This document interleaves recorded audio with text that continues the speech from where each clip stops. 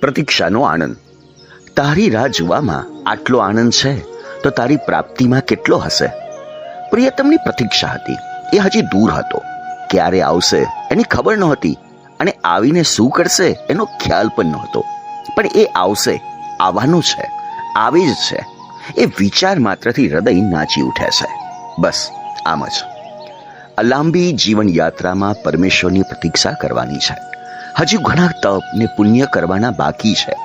ઈશ્વર સાથે મુલાકાત અચૂક થશે જ. તેથી તેની પ્રતીક્ષાનો આનંદ છે. તો પછી મિલનમાં આ આનંદ કેટલો હશે. સાધનામાં ઉમંગ છે તો સિદ્ધિમાં કેટલો આનંદ હશે.